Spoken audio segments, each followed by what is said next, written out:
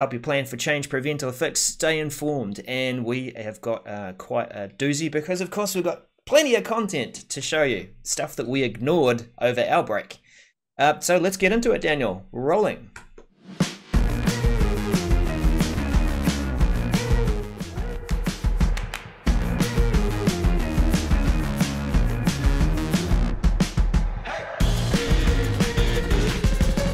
Alright, we are back. And great to see Phil and Ian in the chat, and Daniel in the chat. Hang on. Yeah, you're good at this. I'm doing all the producing and you've got all the chat going off to the side. So yeah, thank you everyone for joining us. We've got 5 with us today, so that's really cool. The number of messages that we've got today, Daniel, they gave us a lot of choice because we really didn't touch the message center for 2 weeks. We too need a break, don't we? Yes, we did not. Well, I won't lie. I did look at the message center over the 2 weeks that we were off, mainly for my work. But I did look at them, and yeah, you're right. There was some. Now, I will say though that if you look at spans during the year. If we had taken 2 weeks, we would have had probably 3 or 4 times as many, it seems like. So it wasn't as much as we've had in previous weeks throughout the year, but we did have quite a few to choose from. So it is nice to have some choice, and I think we've picked some doozies for us to talk about today. Yep. Now, as just as a refresher for those who might be joining and for those who are regulars, remember it's about planning for change, preventing or fixing, and staying informed, as we've dropped in our logo. And we did borrow that from the different categories of messages that were originally in the message center. And our real key goal here with the show is to create awareness around the change. We realize that a lot of people do take a quick glance, but maybe don't have time to take a look at this. And of course, Daniel and I, we have a vested interest in making sure that you have awareness of what's going to change, and then just some thoughts and opinions around how you might implement it and what it might mean for you. We definitely want to help you get from here to there, wherever here is, but get to there being in a state of planning for what's coming and getting yourself positioned to be able to handle these changes and implement them for your organizations. So how was your break, Darrell? Mine was good. Mine was I enjoyed some time off, being able to concentrate on other things. How was your time?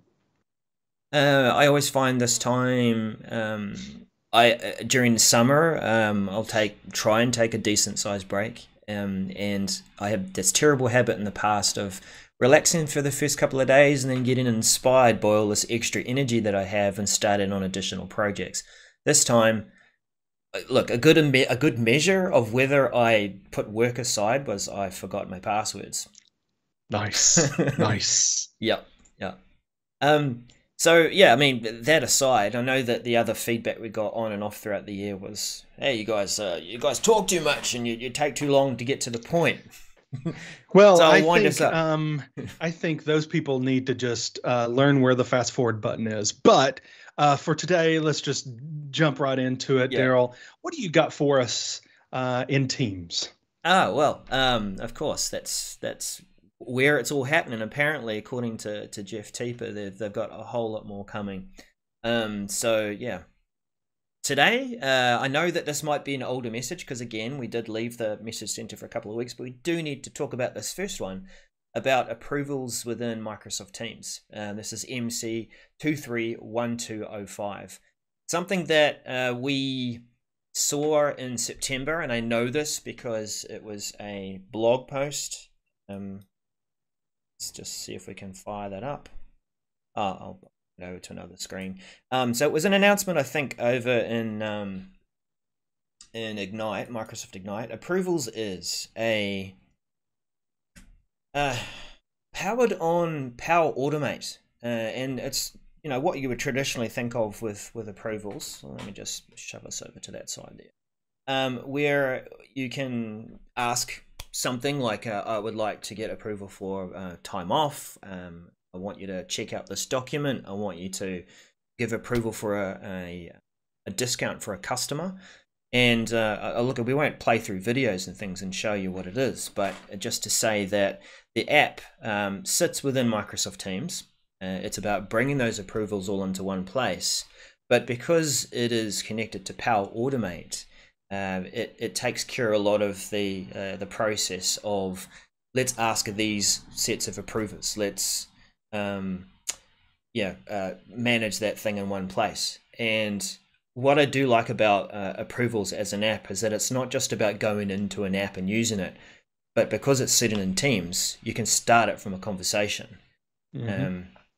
What do you think about the potential here, Daniel? Because you've worked with SharePoint for a number of years and seen workflows. How would you see approvals work within Teams? Yeah, I think, and we are this page that Darrell has up for those watching the video in the tech community, and we could put a link in the notes, but is a good video showcasing how that process could work. Except that I look at this video and go, okay, this is good for one-offs of approvals, meaning what you do is you say, I want to do an approval. Here's the person I want to do it with. Here's the document, and you upload the document, and then you get, someone signs off on it. Okay, great. But the management of that content is where I start going, oh, that's a little bit cringeworthy when you think about, I want a process for my documents and how I go about doing it. And Teams kind of disrupts that process. If I'm just going to willy-nilly upload any document I want to and ask for an approval. Okay. So I think this has a great fit, and I like this. It's a great fit for certain processes, but for others, it's not a great fit. And so just think about, if you have formal processes of, I have a library or a list and I want to go through a process of, here's what I need to do, fill in some metadata, for instance, before I have to get that approval, then, this might not be the exact way to do it if you would like, but it is a good process to say, here, I've got a document, I need approval on this. For me to move forward with it. Maybe I just want to send it to the client, or I want to send, whether that's internal or external. Can you please take a look at it and see if this is good to go? Final, let's do this. Right. Will you give me a thumbs up? So I think it's a great process. I don't want people to think, we're just going to switch to Teams for all of our approvals for everything. That's the only thing I think about this. That's maybe, a point of order here. Otherwise, I think it's a great. It is a good point, though. Like, I know workflows, and there are other third-party products that have certainly built quite a mature offering out within SharePoint. That's more about the starting point is your artifact. It is your document library, and you can build out quite an extensive workflow, approval workflow.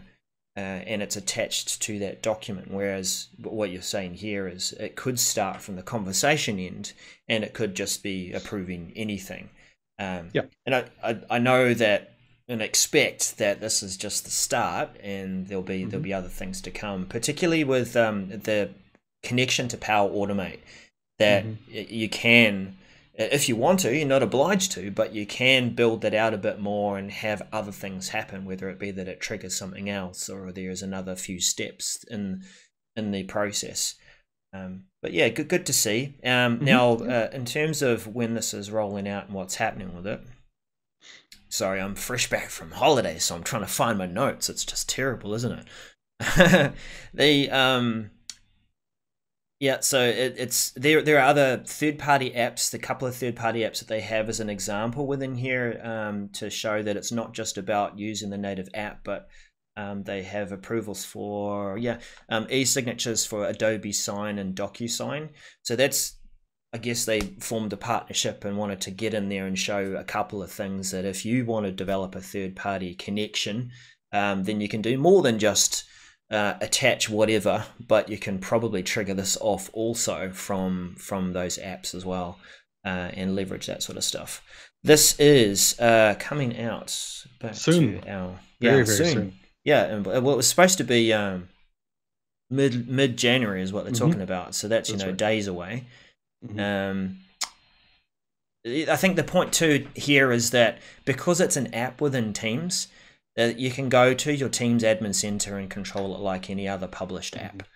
So if you choose not to allow everyone to use this and you just want to give it to a few people or just try it out, good change management, try it out with a group and have a good use case for it and just see how does this sit within our organization, then go wide.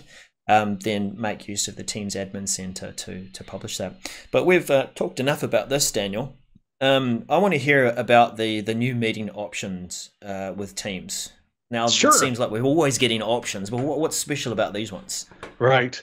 So this is new meeting options for managing large Teams meetings in Outlook for Windows. This is MC 231140. Did you give the MC number for yours? I don't remember if you I did. And the fun thing about this one, Daniel, how we make comments about certain things. Check this out. So that we know this is a Teams meeting option, but it's using is not, it's Office.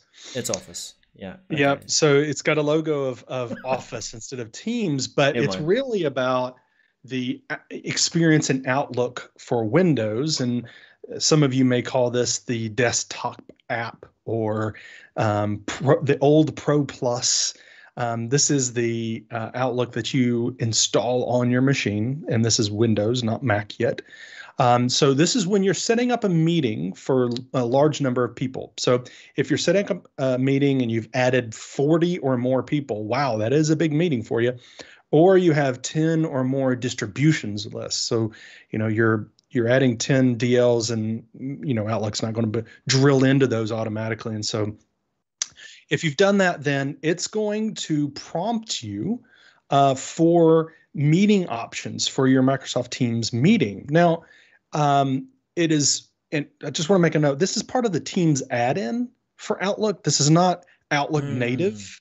So it actually relies on Teams version of the desktop that you've got installed for it to work. So if you've got a really old version of Teams desktop installed, then you need to get that update. But and these options are really those same options that you get when you go into a meeting. You're in the Teams client and you go to Calendar and you open up a meeting, and there's the meeting options at the top. You click that, and then you get to set who can bypass the lobby, who's going to present. Are you going to allow attendees to unmute, for instance? So it's the same. So you don't have to go into a web page to see that. Yeah. See, that's the thing, Darrell. I actually wish this was for all meetings. Now, I'm not necessarily saying I want a pop-up for every meeting. I would like to, if I go in and I'm using the Teams add-in, I click, create a Teams meeting in Outlook for Windows. And I actually want this for Outlook for the web, but as well, is I want it to have it in the UI. I want to set up the meeting, get the agenda. Everyone's putting an agenda in their meeting invites, right? I'm going to get the agenda in the body. I'm going to get all that information, but then I want to set the settings right there. I don't want to have to click anywhere. I don't want to have to send the meeting and then go back into the meeting options. That seems like a ridiculous workflow in this day and age. I want it right there, but that's not it. Anyway, so this is coming out late January. This is rolling out for everyone pretty much. If you have, again, Outlook installed on your desktop in Windows, and you have the latest Teams app, because it is that Teams add-in for Outlook. What do you think, Darrell? Are you as perplexed at the whole workflow about setting up Teams meetings settings? Well, I know that, at least the pop-up's there, and that we're not going off to a separate web page. I think the nature of this update is that it's guiding you towards good practice for larger meetings. And if you forget about using these sorts of options, then at least you're getting that prompt to say, do you think about this? You're actually inviting more than 40 people. And something that we've been infinitely familiar with over the increased working remotely is the larger your meetings, the less opportunity there is for people to talk, and when they do all talk at the same time, it's a mess. So great. Set these options and set it so that people come in to a meeting by default on mute, potentially. If that's a... Did I? Well, I know you had an opinion about this too, Daniel. Yeah, I did have an opinion over the break. It is my opinion that everyone should join a meeting muted. Regardless of size, I think you were saying. Regardless of size, regardless of anything, I personally feel like everyone should come in muted, and then have to unmute themselves when they want to talk. There are some people who take exception to that because they, I think, feel like that is amateurish, or meaning, that's good for new people or for people who don't know what they're doing. But hey, I know what I'm doing, so that's great. But I have most certainly been on many of calls with people who have been on many of calls before too, where they're just noises are happening, and from the mundane to the outrageous, and you're like, just mute your stupid microphone, and it's because they came in unmuted. And anyway, so off my soapbox, because I could be here all day. All right, so we're done with meetings. Let's talk about our title message, Darrell, about recaps. Yeah, definitely. And I'll find it. There it is. It's the second one. So it's quite a recent one. We do throw some of these messages in the order that we deliver them. And I've been looking forward to this one. This is meetings. Teams introduces meetings recap in the calendar event details tab. Let's scroll up a bit there. MC 233470. I saw this at Ignite and thought, fantastic. Now, one thing that isn't done very well, especially when people are busy and there's too many meetings, is a good recap. Bringing it all together so that people can quickly catch up with the details, remind themselves of what's going on, or if they didn't manage to attend, then they can get to everything that was there as part of the meeting. Now, we've been able to record the meeting for quite some time, even beyond Teams, we've been able to record the meeting in all sorts of different platforms. But one thing that has gradually come in is the transcription service, and when you're attaching documents and other various different artifacts within a meeting, it's all there as part of the chat. So this recap will bring all that together and put it in a tab, so that when you are meeting, then it's easy for people to come back afterwards and say, I see, transcript, recording, attachments. And of course, because it's part of the chat, then any chat that went on during there that's typed in to the meeting will be there too. One thing to note about this, Daniel, is it's only at the moment available for meetings that are private meetings. You won't see it in channel meetings. And I think that's because, to an extent, some of this happens anyway, that you've got a recording, it's part of the chat. You got chat, well, it's part of the chat because chat is. What about the transcript? Don't know. Yeah, I think you're right. The reason why it's not available for channel is what you just said. Transcript, that one is a little bit, that may be a kind of a missing feature there. But if it's channel meeting, all the chat's going to be there that people have typed in. So and the recording, all that. So it is good to see. I like how this is another one of those updates that you might want to consider updating your training material. Yeah, you might want to. But I mean, it's an additional tab, or rather, sorry, it's added to the details tab, because we did have the details tab. We do have it there. I didn't really read close enough, but what does this? Do you think it's available for people who are outside of your organization that join the meeting and then want to come back in and have a look? Or I don't know, because it didn't clearly state that, but I wouldn't think so, because if they're just part of a meeting, that does not necessarily mean they're part of the team. But remember, that they're in your organization. Private meetings. I know, but it doesn't necessarily mean you have an account. So how does Teams know you have permissions to come in and look at the details? Well, that's it leans towards another one that we chose not to cover this week, but just briefly, there is another update there where, or message in the message center, where when you invite someone to a meeting, it actually determines whether you're going to skip the lobby or not. So I think they can detect to an extent, should you have access to this? Yeah, because you were invited. Yeah. Right. But yeah. So I don't know the answer to that. That's a good question, and if anybody else has insights to that, that'll be good to know. Yeah, well, we'll know by complete by mid-February. Yeah. So that those of you who are early adopters and get some of these things early, certainly not the people that are NDA and have early stuff in different tenants, but you could use that new preview feature to give people access to this early and see what it looks like.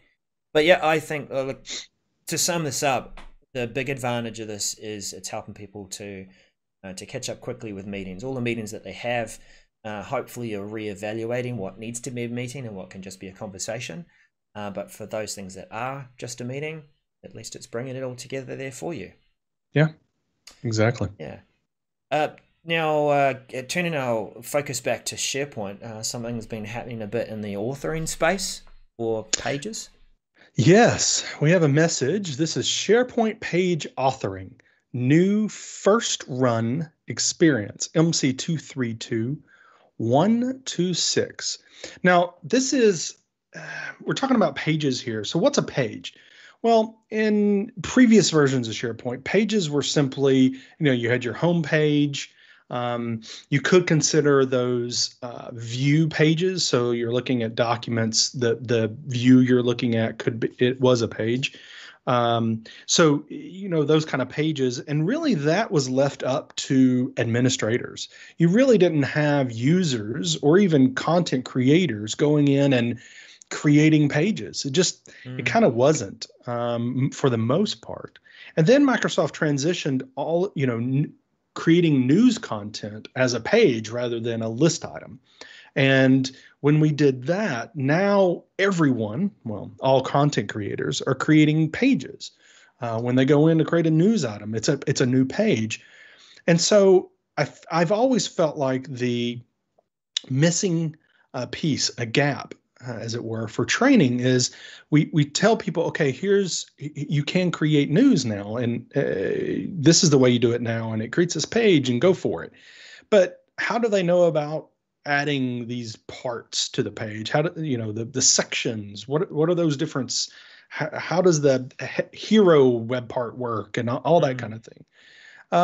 And so this is all about that first run experience. So the first time that a user creates a new page or news post, then they're going to have an opportunity to take a product tour, meaning here's how you can modify this page to your liking.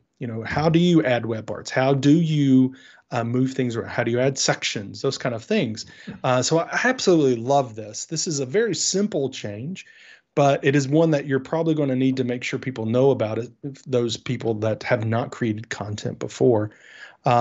So this really is just a little bit of training in the product right when they need it, right? First run experience, creating the page right when they need it, to be able to craft the page the way they need to. So this is rolling out early January. So we could be having it now. I don't have it yet, but it soon, I'm sure I will. Probably because you're not a first run person. Yeah. All the way up through the end of February is when this is projected to roll out. So it is, again, simple, Darrell, change here, but I like this end product guide on how to do things. Mm-hmm. Yeah, I too think that it's going to be helpful for the democratization of news and creating news. I do like to encourage organizations to open up a bit, certainly have an official news source, your internal comms team or the person who gets that all ship shape and make sure it's all good and getting the right message across internally. But for other teams that want to share what they're up to, or you want to bring that kind of news across, then this is going to help bridge that gap and scale a bit of that learning in the product. I'm always a bit sort of funny about first run experiences. That is there a way for me to trigger that back? Because sometimes when I'm creating something and it's my first run, I just want to get on with it. And then, but I want to go back and learn again when I've got more time. That's a bad habit, and you know it. And I do it too. It's the whole clickety. I see something come up. I'm creating a page, and so I want to get on with it, just like you said. And there's something that pops up. Get out of here! Leave me alone. I just want to do this thing. Well, that actually could have been a really helpful thing to get you started. I think IT people, maybe we are the worst offenders at this. I hope that we are, and I hope that users are not as bad as us. But because I agree with you, it'd be nice to get that first run experience back to just, see that information. Wait a minute, I cleared that, but I don't know what I'm doing. I'd love for that thing to run again so it actually teaches me something. So, yeah. All right, Darrell, I want to get back to Teams. Enough of the SharePoint stuff right now. We'll have another SharePoint conversation here after this, but let's get back to Teams. Can we? Yeah, well, definitely. I'll bring you in touch with this next update. Which it's interesting. I know you got to get a pun in there somewhere. Microsoft Teams Touchbar meeting controls for Mac, MC232965. MacBook Pro owners who have the Touchbar. Great, you've got something coming to you for Microsoft Teams meetings where you're not sort of hunting for where that mute button is. You're not trying to do what I call finger twister, finger yoga, where it's 3 buttons to hit Control Alt M for mute, and nope, it's right there on the touch bar. Mute yourself, or turn your camera on and off, or there's a couple of other things there. Open and close your sharing tray so that you can just choose what you want to share. Now, this is why the touch bar is useful, and we mock in some way, oh, come on, Macs, you should have a touch screen, but it's really quite cool to have that touch bar there. I've tried to do something similar with the Stream Deck. Let me just flick this around here.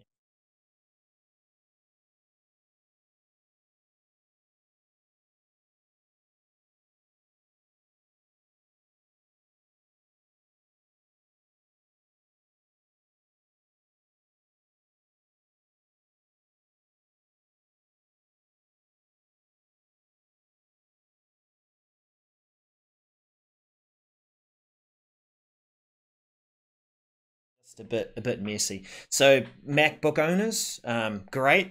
It's features coming out early January, so maybe it's on your Macs already, and complete by end of January. I love though how this says, note, if your organization does not use Mac OS, you can disregard. Yeah. I would expect that is the case. Oh bother, that last scene didn't have sound. Sorry, thanks for calling it out, Angsgar. I should have done sign language. Just to say that I was showing the Stream Deck and that I'd programmed up a couple of buttons, but it didn't quite work the way that it was intended. Regarding 365 mute works. Thank you, Phil. You're smart. You're very smart. But yeah, moving along. Not much more to say about that. Would you offer any training where appropriate? Well, it's there. Okay. Yeah, and I think Mac users will, that have the touch bar, they'll have something. What's interesting, it just came to mind. I saw there are now, was it TV or is it a monitor? I think it was a monitor that has a Teams button that they're gonna. I can't remember what brand that was. I got mixed feelings about that too. I did too. Push the button and. Yeah, personally, I would never. I mean, well, it's kind of one of those situations where what problem are you trying to solve? People don't know how to open up Teams, or are you trying to remove? I can see it where if you're wanting to go in a conference room and you don't want a keyboard, and you just want people to just go and have a meeting, maybe. But anyway, Dell monitor. Ian says. Yeah, Ian says Dell. I don't know. It's just another thing that I think could break and is going to cause problems when it doesn't work. The other angle of this is marketing. We've got a Teams button on there. It's great. Yeah. Did it have to be verified? Yes, it did, because it's got to be verified to do that. Verifiable. I understand it being on maybe a headset or something, but again, whatever. Darrell, I want to get back to SharePoint. Come on. Let's do it. Oh, is it SharePoint? Kind of SharePoint. No. No? Okay, everybody, here we go. Here's the message. Microsoft Lists app for iOS, MC232966. It is SharePoint, Darrell, because lists are in SharePoint. Yes, all lists are SharePoint lists. That's where they live. So this is coming mid-January. It's not in the iOS App Store as of in the US version, as of about an hour ago. I checked.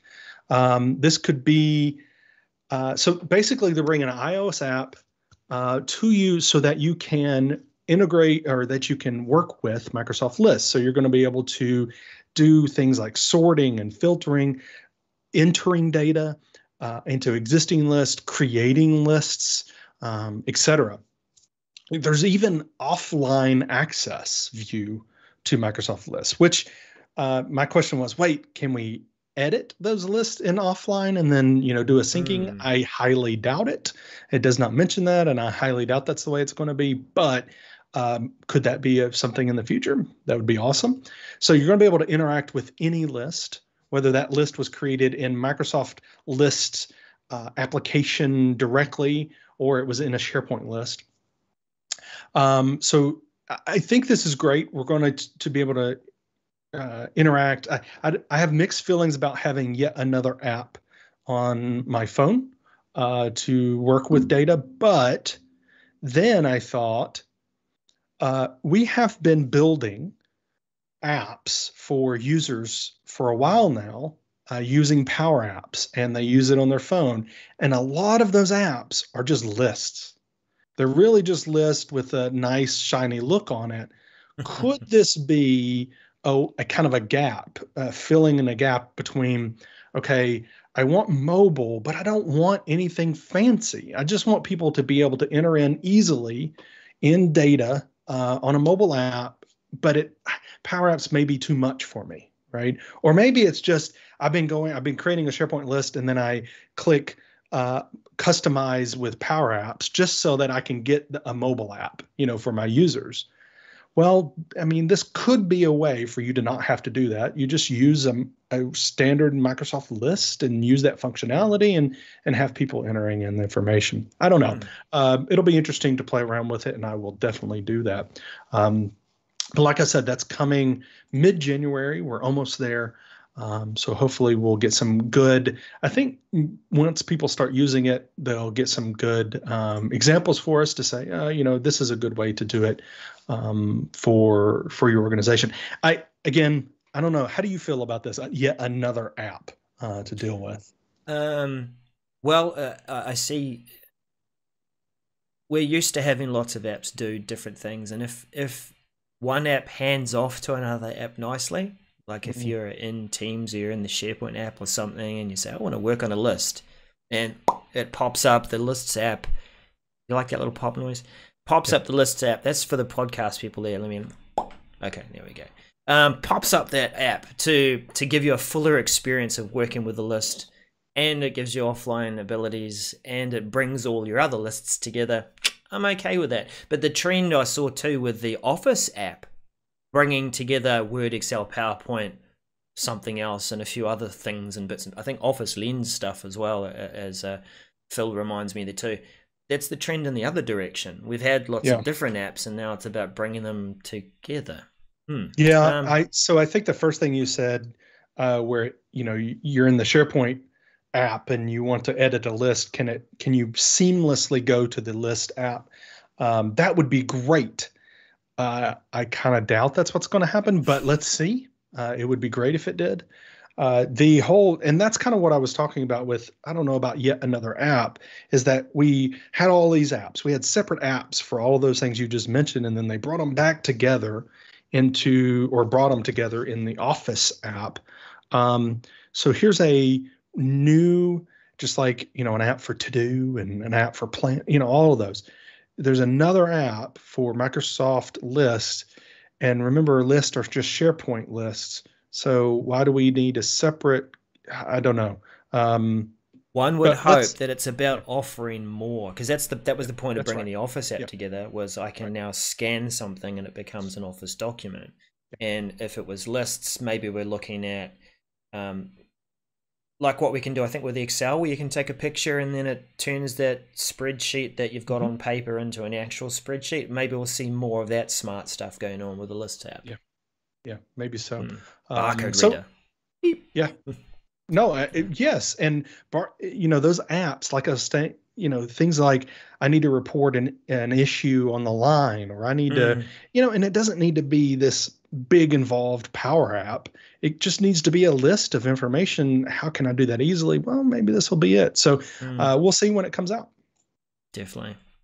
Yep. It was just one other thing, and I don't think we'll necessarily look too deep into it, but just a quick salute to, hey, yeah, there's some updates to the Microsoft 365 apps, formerly known as Office Pro Plus for Office 365, and all the other names it used to be called. We're talking about Office on the desktop, and a couple of updates that came through to that great thing with roaming your Outlook settings. Yay. So if you're working from different machines, that those settings, some of them are in the cloud, and also that presenter coach feature for PowerPoint too, that I thought were quite good to take a look at. So do check that out. You will always be able to go in and find out what's going on there with current channel by clicking on that link and going kapow, there it is. And you've got to make all the sound effects like I have today. Kapow. People, yes, kapow, pop, zowie, and kablamo. Because if you're not doing that, then you're not doing your job as an IT pro. You've got to make those noises. Sorry Sure about do. that. That's a good way to finish off, Daniel. Just a quick note too. Does everyone like my Polaroid holiday shirt? I just felt like Love I it. had to wear it today. I Yeah, absolutely love it. Thank you, cool. Darrell. For those in the podcast, just catch the video or take a look at the Twitter account for the show, which is twitter.com/365MCS. And we'll post a picture of Darrell with his wonderful shirt on there Or as just the well. shirt. Right. Thank you, everyone, for being here today and for sticking with us on our first episode back in 2021. And I guess we will catch you next week for episode 178. 8. Yep. Woohoo! See you All right. Bye again. bye for now.